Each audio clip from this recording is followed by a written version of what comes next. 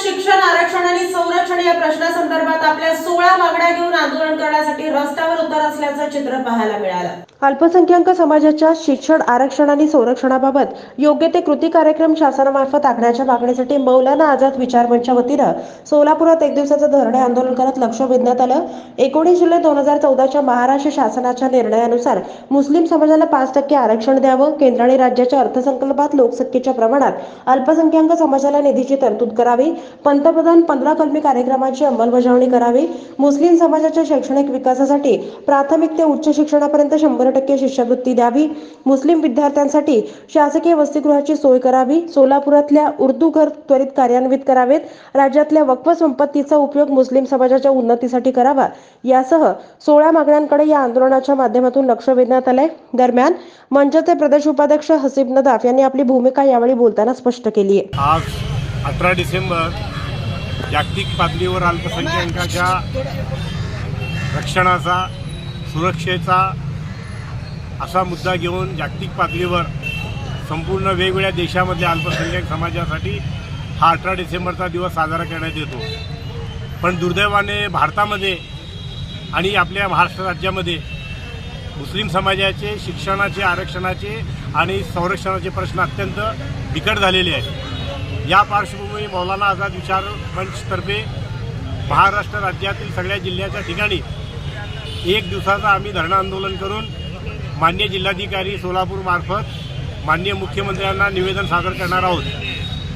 आज खऱ्या अर्थानं मुस्लिम समाजाचे जे प्रश्न आहेत, आरक्षणाचा मुद्दा आहे, शिक्षणाची वेगवेगळ्या योजनांचा मुद्दा आहे आणि 15 कलमी कार्यक्रम 2005-06 पासून जो प्रलंबित आहे, जिल्ह्याच्या पातळीवर कुठल्याही प्रकारच्या कमिट्या नाहीत, वक्फच्या ज्या संपत्ती आहेत आमच्या अल्पसंख्याक समाजाच्या सुरक्षिततेसाठी, त्यांच्या शैक्षणिक उन्नतीसाठी वक्फच्या ज्या प्रॉपर्टीज आहेत त्या प्रॉपर्टीवर मोठ्या प्रमाणावर शासनाचं अतिक्रमण झालेलं आहे आणि अशा प्रॉपर्टीज त्या मोकळ्या करून त्या मुस्लिम समाजाच्या शिक्षणाच्यासाठी आणि महिलांच्या उद्धारासाठी करण्यात यावेत अशी आमची मागणी आहे। त्याचबरोबर मराठा समाजाच्या आरक्षणाच्या पातळीवर 19 जुलै 2014 रोजी जो परिपत्रक पारित करण्यात आला, मराठा समाजाला आरक्षण दिलं, मुस्लिम समाजाला आरक्षण दिलं।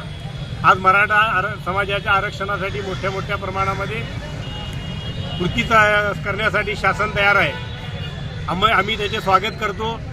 वंचित असलेल्या, शेतकरी असलेल्या, अत्यंत विदारक परिस्थिती जगत असलेल्या मराठा समाजाला आरक्षण दिल्यास आमचं कुठलंही वाद नाही, मराठा समाजाला आरक्षण द्यावं। पण त्या अगोदर रंगनाथ मिश्रा कमिशन, सच्चर समिती, doctor Gopal Singh commission, doctor Mahmoodur Rahman अभ्यास गटानं अल्पसंख्याक मुस्लिम, विशेषतः मुस्लिम समाजाला जे त्यांचे प्रश्न ऐरणीवर आणले, त्यांचे मुद्दे ऐरणीवर आणले, या देशामधल्या मागास असलेल्या समाजापेक्षाही मुस्लिम समाज हा अत्यंत मागास होत चाललेला आहे।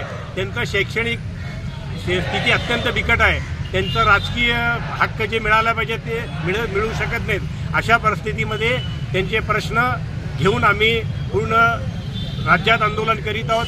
याही पुढे महाराष्ट्र शासनाला आम्ही इशारा देतोय की या प्रश्नावर त्वरित कृती कार्यक्रम करावी। आम्हाला आमच्या लोकसंख्येच्या प्रमाणामध्ये अर्थसंकल्पामध्ये निधीची तरतूद करण्यात यावी, प्रमुख मागणी आहे आमची।